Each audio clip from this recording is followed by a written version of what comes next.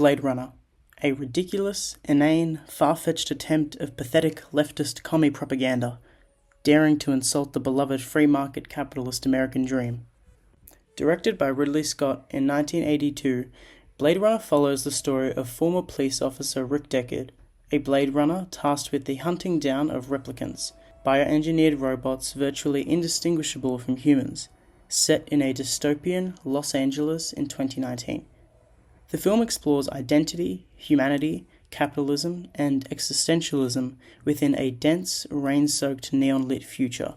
Released in 1982, Blade Runner was initially met with mixed reviews and modest box office returns. However, particularly through later cuts including the director's cut, it has since become one of the most influential science fiction films ever made. Blade Runner operates as a hybrid of science fiction and film noir. Film noir, emerging in the 1940s and 50s, is characterized by cynical protagonists, urban settings, high contrast lighting, and themes of corruption, existential dread, and moral ambiguity. A famous example of the film noir genre is the 1960 film Psycho, not directed by Ridley Scott but still worth a watch. Blade Runner integrates these film noir conventions by presenting a morally ambiguous world where the protagonist, Rick Deckard, is a cynical and reluctant anti-hero. The urban setting of dystopian Los Angeles is depicted through the dense neon lights, perpetual rain, and shadowy visuals that emphasize high contrast lighting, a hallmark of noir cinematography. The themes of corruption and existential dread manifest through the replicant struggle for identity and humanity, reflecting broader questions about what it means to be human in a technologically dominated, late-stage capitalist society. The social context of Blade Runner reflects anxieties around rapid technological advancement and urbanization in the late 20th century. Society grappled with fears of dehumanization and loss of identity as machines and computers began to play increasingly prominent roles. These concerns are embodied in the film's replicants, bioengineered beings that challenge notions of what defines a human. The film emerged in the late Cold War era, when distrust, paranoia, nuclear anxiety, and economic uncertainty shaped public consciousness. Dystopian futures reflected broader fears of authoritarian control.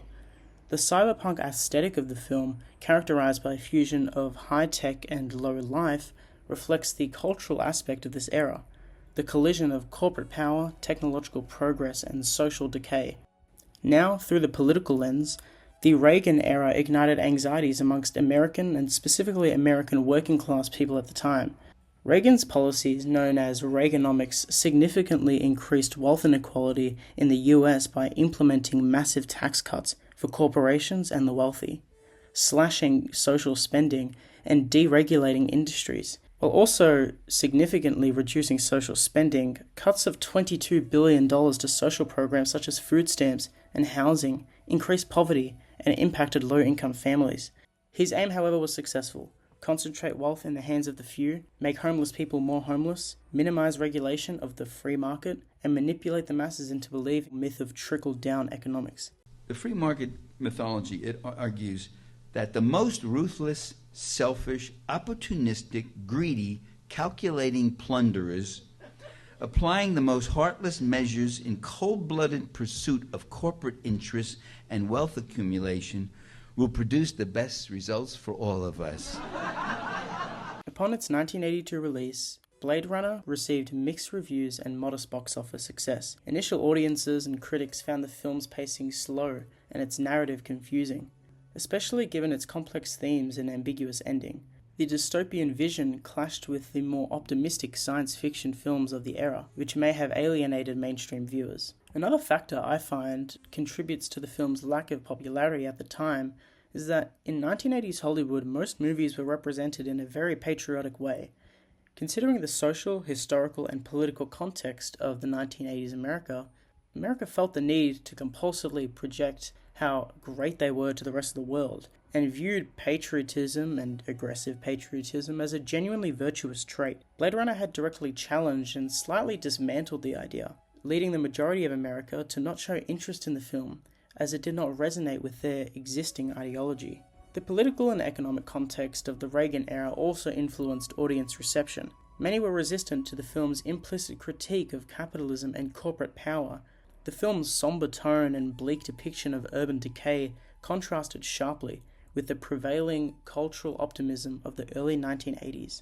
Today, Blade Runner is widely regarded as a pivotal work of science fiction cinema, resonating strongly with contemporary audiences who grapple with the issues of technological ethics, corporate influence, and now artificial intelligence.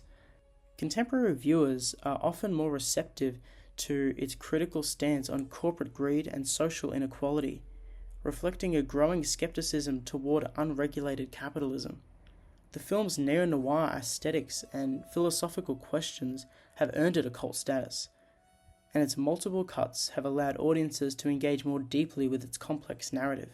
Ultimately, the film's subject matter was initially something to be looked over, but as time has progressed, the core message of the film that Ridley Scott was attempting to communicate seemingly only increasingly resonates with all audiences, as it now seems that Ridley Scott's predictions of overarching corporate greed and its political power is growing true.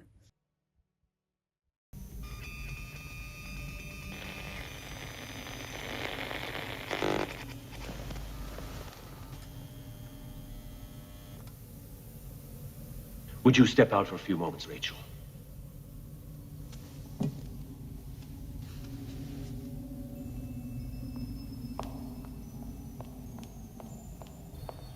Thank you. She's a replicant, isn't she? I'm impressed. How many questions does it usually take to spot one? I don't get it, Tyrell. How many questions? 20, 30 cross-referenced. It took more than 100 for Rachel, didn't it? She doesn't know. She's beginning to suspect, I think. Suspect? How can it not know what it is? Commerce is our goal here at Tyrell. More human than human is our motto. Rachel is an experiment, nothing more.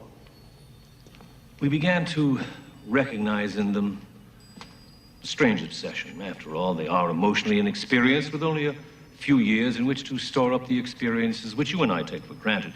If we gift them with the past, we create a cushion or pillow for their emotions, and consequently we can control them better. Memories. You're talking about memories.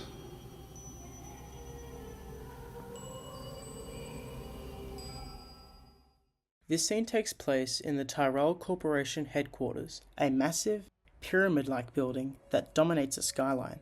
The scale of the architecture immediately establishes the power dynamics at play, symbolizing the corporate dominance and technological authority of the Tyrell Corporation. Deckard's small, human figure contrasts with the monumental space, visually reinforcing the imbalance of power between the individual and corporation. Low-angle shots emphasize Tyrell's physical and symbolic dominance over Deckard.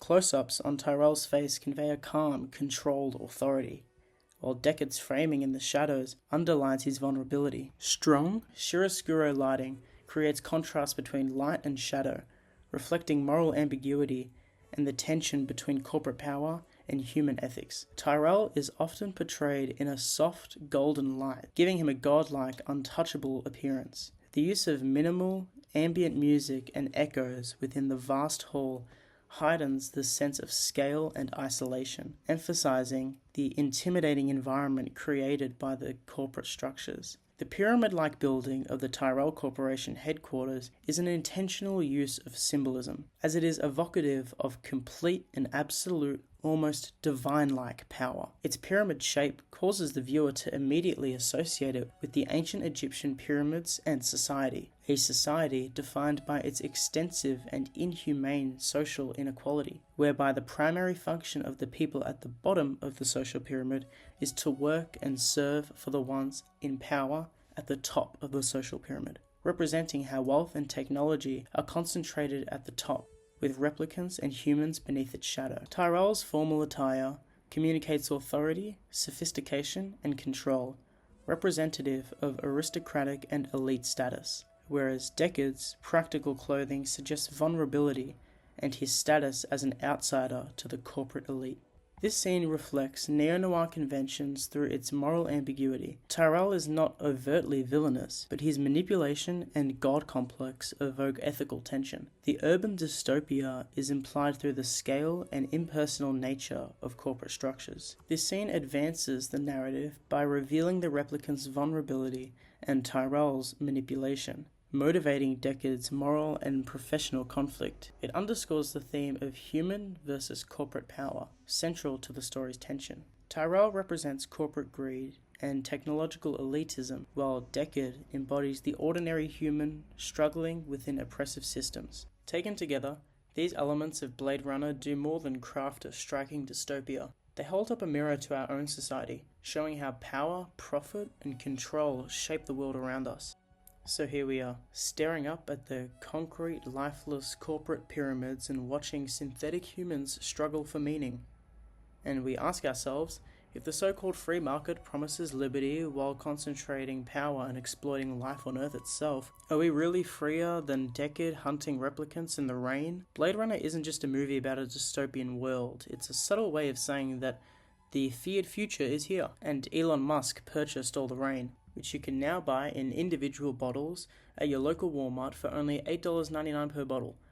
Or you could sign up to the new subscription-based service starting at only $42.99 a month.